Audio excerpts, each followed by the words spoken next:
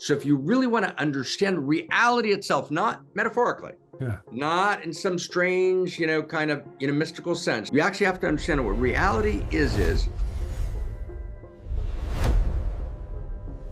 the realization that reality at its core is really desire is so fundamental that you actually get that to claim anything else is actually both a violation of my own identity and a violation of reality itself in the most fundamental way. And I want to give just a very simple example, okay? So let's say, there's a very big question in abiogenesis, right? In other words, how we move from what I call the first Big Bang, right, matter, to the world of life.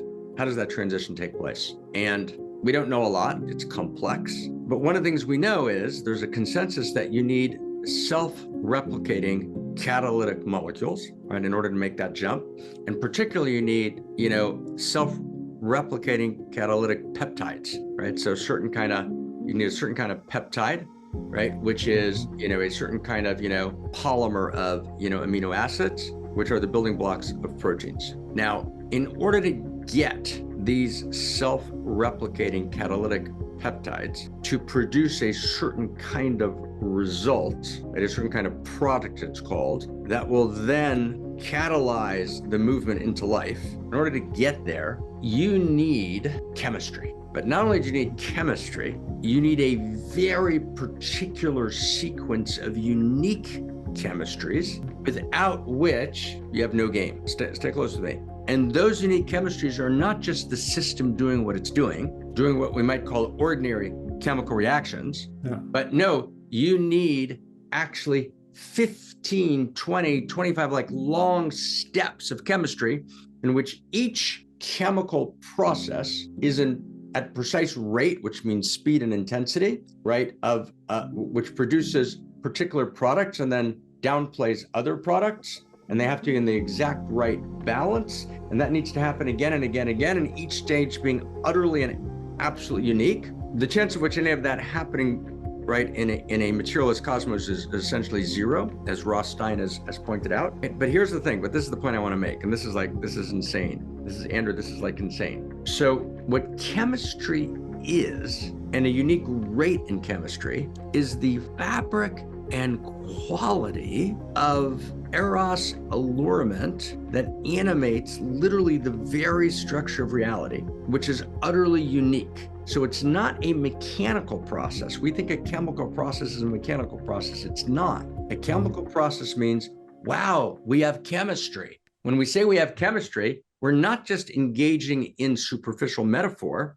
we're engaging in ontological participation in the field. Now, how do these stages of chemistry happen? So the only way they can happen is if there's a unique intention of cosmos to have a particular, for example, rate, right, which relates to another particular rate, which then slows down and then moves faster and then intensifies, right, and then turns this way and then creates this angle, right, of engagement and then changes the angle and then tries something else. That's not, I just want you to get that, that's not figuratively.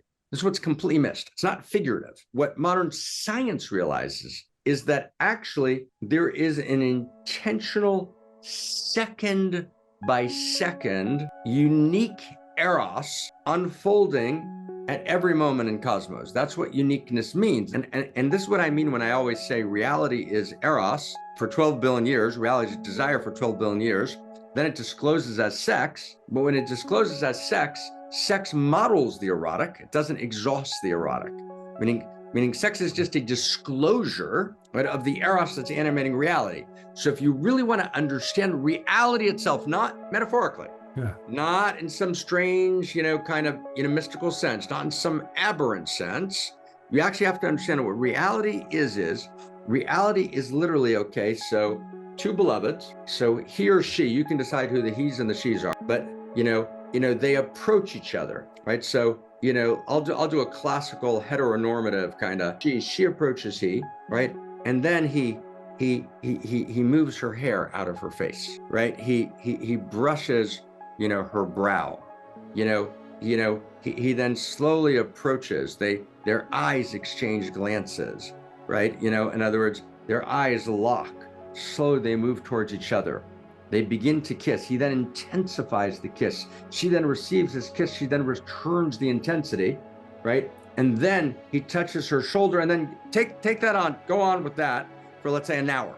That is precisely a unique erotic process, right? Which is a unique rate, it's a unique speed, a unique quality of intensity, which generates energy, and energy is the transformative process that's actually moving cosmos, right? So that is the nature of cosmos. That's actually how cosmos works, and that generates a particular set of processes which generate, for example, SRCPs, self-replicating catalytic peptides, right? So that is an erotic process that's happening in the depth of cosmos, and I'm now engaged in a wonderful conversation with enzymologists, right? One particular enzymologist, I've been working on this for a while, and then I happened across this person's work, and enzymes are the name of God. What an enzyme is an enzyme hyper deepens, hyper exponentializes an erotic process.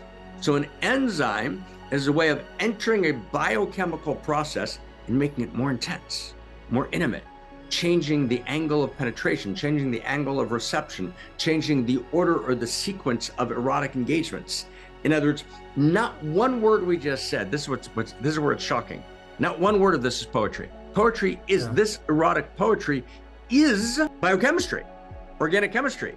It's actually what it is. It's not, oh, that's a simile, which is why, Akiba writes in the 1st century, if we had no wisdom literature, we could learn everything from the Song of Solomon, which is a description of these processes. So when that's wounded, and is when that unique, the unique way that desire moves through me, because who am I? I am a product of reality's unique erotic intention. But that's literally the metaphysics of reality. It's the physics of reality. It's the biology of reality. In other words, Andrew Sweeney is not a product of some vague, no. Andrew Sweeney is a product, quite literally, of the unique erotic desire of cosmos to manifest this unique structure, this unique cellular and structure and molecular structure that never existed before, that then has this unique filaments of desire running through him. And when those unique desires are clarified, and then Andrew then becomes an expression of the desire for value of all of reality moving through him uniquely. When you then wound that desire, you're shattered. Yeah, so you have to identify, what is my unique wound of desire? Then the transformation of the untransformed wound literally births me into reality. Join Dr. Marc Gafni for his upcoming course, Identifying Your Unique Wound, From Wounds of Desire to Wounds of Love. The course begins this Sunday, November 16th, 2025, and you can sign up by clicking the link in the description.